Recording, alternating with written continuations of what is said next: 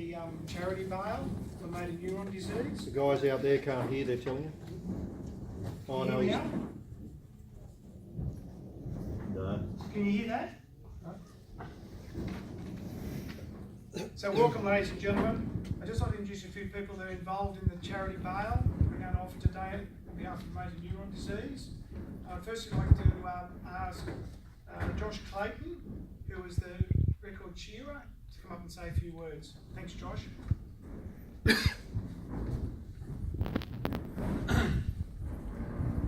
morning, ladies and gentlemen. It fills my heart with great love and respect to all parties responsible for bringing this unique opportunity to our attention this morning. On the 30th of March, I, Josh Clayton, attempted the most difficult and demanding of merino shearing records at Oxton Park, Harden, New South Wales. The 8-hour merino ewe record, which stood at 466 at the time. Although I was unsuccessful in my attempt to break this record, my team and I achieved something really great, and I can't thank my whole team, sponsors and supporters enough, especially Heineken for providing me with the best possible shearing gear for the day, and also for their support with MND fundraising and providing many products for raffles over the last 2 years. The day itself was a huge success, with over 300 people attending the days, supporting myself in the attempt and supporting a cause very close to my heart, motor neuron disease. This huge turnout of support on this day, where the weather was the coldest day on 30th of March in Australia's history, a low of 10 degrees through the afternoon, and also a hailstorm which inundated onto the shearing board. Ultimately, this weather played a telling part in our record success. Far from a disappointment in anyone's eyes who attended, as we ended up only 14 short of the record, shearing 452 merino ewes in very trying and challenging conditions. Among the supporters on the day was Cartwright Terry and brother Michael James Terry, both Kiwi nationals that now reside in Western Australia. MJ and Cardi set a two-stand record in 2003 in Western Australia of 924. MJ ended up with a tally of 458 and Cardi with 466, which was the world record as a solo shearer as well. They also had another young man in tow by the name of Lou Brown, who attempted this record on the weekend just gone, and Lou was successful last Saturday and took the record up to a 497. So a huge congratulations to Lou Brown. He's a great shearer and a great bloke. These records are the pinnacle of shearing and are only for the brave, the highly skilled and committed. This support from these men travelling from Western Australia is a testament of the respect and admiration that is the foundation of the shearing industry, and is clearly alive and well, and is a privilege to be part of. Myself and dear friend Rob Kosh returned our respect and admiration for these men by travelling over to Western Australia on the weekend and supporting Lou Brown with his successful world record attempt, and I could not be more happy for Lou and his team's achievement. The most important factor in these shearing records are the producers on these farms that allow gun shearers to chase these dreams and achieve these great shearing feats, whilst laying down the foundations and motivating the current and next generation of shearers. These farmers have to give up their valuable time, their equipment and infrastructure to these teams of men and women chasing their dreams of being a world record holder. My record attempt was held on the O'Connor's family property at Oxton Park at Harden, New South Wales. The commitment and generosity in the lead up to this event was second to none. As for their professionalism, stock management and their knowledge of sheep, it allowed us to get a very competitive line of sheep, and it was the showers of rain through the days leading up to the record day and the weather and Mother Nature provided us on the day that cost us the 14 sheep, and certainly no fault of any parties involved. As I stand before you today, I would like to use this opportunity to thank two other leading hands for the success of the day, and that is Brad Kavanagh and dear friend Rocky Wagner, who were tireless in its preparation. To be able to stand here and see firsthand the generosity of the O'Connor family, who have donated this incredible product to be auctioned off this morning, it is a true testament of the calibre of people in the O'Connor family and the respect they have for the skilled workers that come into their sheds during their lengthy shearings, and should never be forgotten, as it strengthens the relationships between shearers and producers, not just around our community, but on a global scale, and I could not be prouder to be in the heart of it. Our industry is moving forward in leaps and bounds in these current times, and is only made possible due to the companies buying the wool and making these incredible products that have put wool in a league of its own when it comes to high quality products.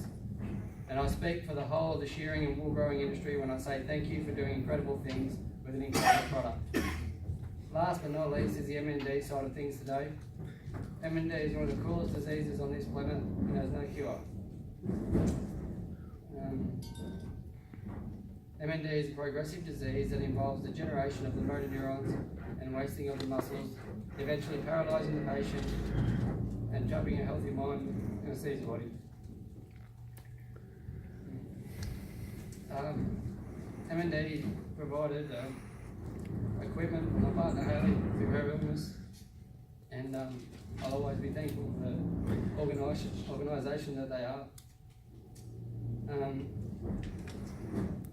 But the greatest of thank yous today go to the O'Connors at Oxton Park and Harden and to elders for their commitment to the wool industry and to this morning's auctions. But most importantly, thank you to the bidders this morning. Thank you.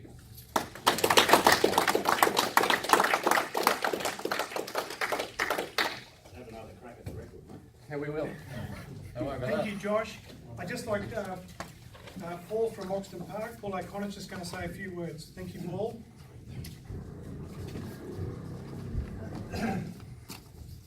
Thanks, Josh. Spoken with all the passion and commitment, and just one of the most inspirational blokes you'd ever meet.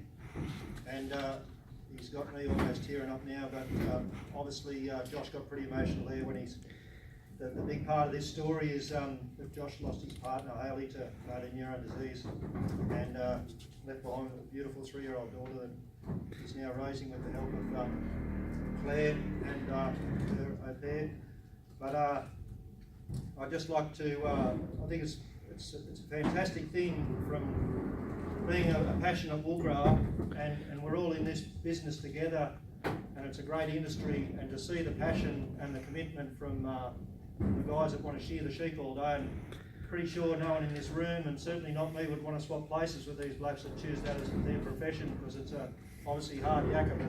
But it's, to see a bloke and hear all the stories about how much training's involved to attempt something like that, not only going out and shearing 200 or 300 sheep a day, but to be up at 4 a.m. in the morning and all the training and everything that goes into it, and the physical and the mental training and practice and all that side of things just is very inspiring. And to be there on that day, I never thought I'd want to go and sit in a shed and watch one bloke shear that many sheep in one day, just sit there all day, but the atmosphere in the shed was just fantastic. And I think it just speaks volumes for the commitment and the professionalism of not only Josh, but the blokes that he mentioned, Cartwright Terry and his brother from Western Australia, and this other young bloke, Lou Brown has just broken the record. It's just fantastic. And so I think from Oxton Park, we're all about excellence with looking after our animals and trying to breed the best product we can. And it's such a, I think a lot of people in this room have probably been in the industry for a long time like we have, and you've seen the tough times. And we're now, going through a drought as such, but as droughts go, this one's by nowhere near as bad as previous droughts, where we're getting good, prices for sheep and obviously wool. And we're seeing some fantastic products that you guys are obviously involved with around the world. You can't turn around these days without there's some new product on the market, whether it be shoes that are made from 18.5 micron to, so many next to skin products, and it's very encouraging for us to doing the job at home and to bringing that lamb through from on the ground right through to the end product, whether it be the meat and the wool. And so I think it's wonderful to see the whole industry here together today, from the shearing to the wool, the wool grower and the processors. So it's just very proud to be able to be a part of it. So congratulations. I encourage you to bid up strongly today to support this great cause, and hopefully there's a bit of publicity out of it, raise a bit of awareness for motor neuron disease. I think it's such a cruel disease, and there's obviously no cure, and Josh is particularly focused on trying to help people through it, and that money would go towards the things they need to make life a little bit bearable. Thank you.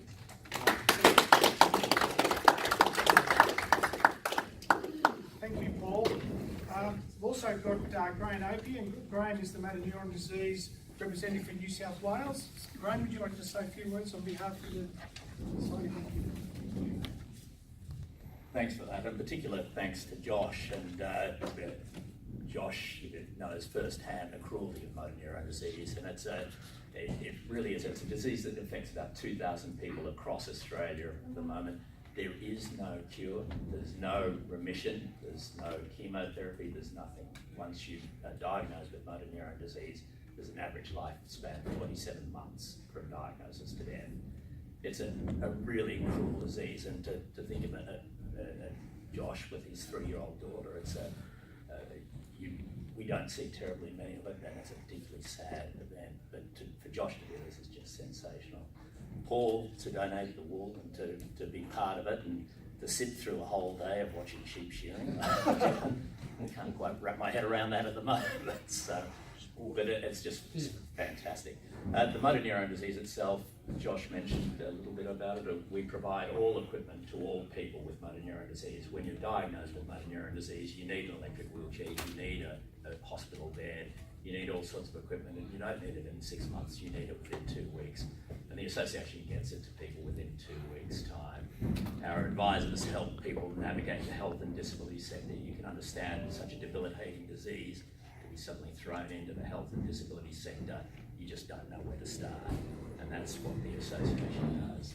So on behalf of the association and all people with motor neurone disease and all family members that have gone through what you've gone through, Josh, I really thank you. Thanks. And thank you everybody else for taking part. Thank you, Graham.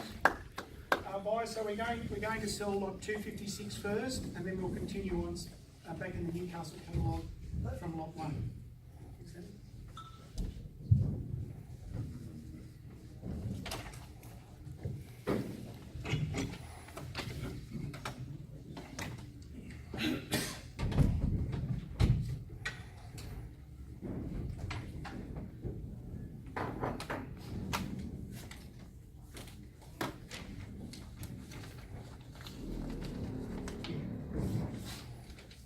A couple announcements.